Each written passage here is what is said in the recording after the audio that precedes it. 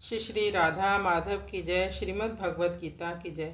श्रीमद् भगवद गीता का अध्याय 6 और श्लोक संख्या 17 का भी हम पाठ करेंगे। युक्ताहार विहारस्य युक्तचेष्टस्य कर्मसु युक्त स्वप्न अवबोधस्य योगो भवति दुःखः। युक्ताहार विहारस्य युक्तचेष्टस्य कर्मसु युक्त स्वप्न अवबोधस्य योगो भवति दुःखः। युक्त यानी कि यथा योग्य, नियमित आहार। यथा योग्य आहार क्या होता है? हर व्यक्ति के लिए अलग अलग आहार है। हो सकता है एक व्यक्ति की भूख 2 चपाती में मिट जाए, पर दूसरे व्यक्ति की भूख 4-5 चपाती में भी ना मिटे।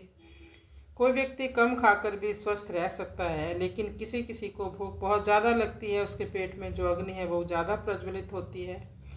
तो योग शास्त्र में कहा गया है कि आधा पेट अन्न से भरना चाहिए, और जो आधे का आधा यानी 1/4 जो हिस्सा है उसको जल के लिए रखना चाहिए, और जो बचा हुआ 1/4 है, वो चौथाई हिस्सा है, वह वायु के लिए रखना चाहिए, ताकि अच्छे से वायु का आना जाना हो सके और ठीक से भोजन पच सके। लेकिन ये कहना ही आसान है, करना मुश्किल है। यदि भोजन स्वादिष्ट हो तो वो 3/4 का विचार नहीं करता, पूरा पेट भर के खाता है। लेकिन भगवान कहते हैं युक्त आहार होना चाहिए।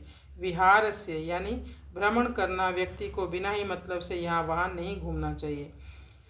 उससे क्या होगा? मन चंचल होगा, मन विचलित होता रहेगा। पर यहाँ जो प्रसंग है वो योगी के लिए है, पर यह सिद्धांत सबके लिए एक ही समान लागू होता है। युक्त चेष्टस्य कर्मसु, व्यक्ति की जो चेष्टा है, कर्म करने की जो उसकी प्रवृत्ति है, उनको इस प्रकार से सुनियोजित करना चाहिए ताकि वो अपने जीवन में संतुलित बनाकर रखे, यानी कि उसे साधना करने का समय मिल जाए। ऐसा कोई कार्य न करें जिससे कि आप हमेशा मानसिक उलझन में पड़े रहें, हमेशा चिंता में रहें।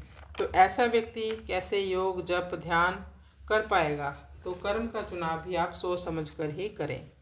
युक्त स्वप्न अवबोधस्य, कितना सोना चाहिए ये भी यथा योग्य ही होना चाहिए। अवबोधस्य यानी कि जगने का समय।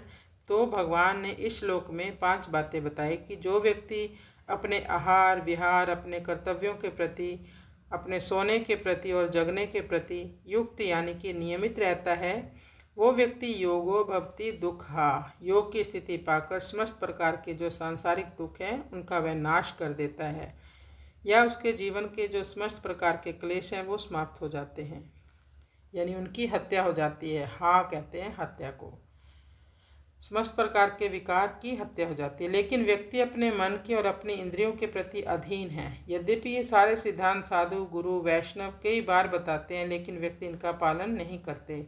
ये योगी के लिए तो जरूरी है ही, परंतु एक सामान्य व्यक्ति के लिए भी बहुत जरूरी है कि वह भगवान का आश्रय लेकर, भगवान नाम का आश्रय लेकर धीरे धीरे अपनी इंद्रियों और मन को पवित्र करे, फिर वह इन नियमों का बड़ी आसानी से पालन कर पाएगा। तो भगवान ने इन 2 श्लोकों में कैसे एक मध्य मार्ग चुनकर जीवन को सफल बनाया जा सकता है। हरे कृष्ण कृष्ण कृष्ण हरे हरे, हरे राम राम राम हरे हरे।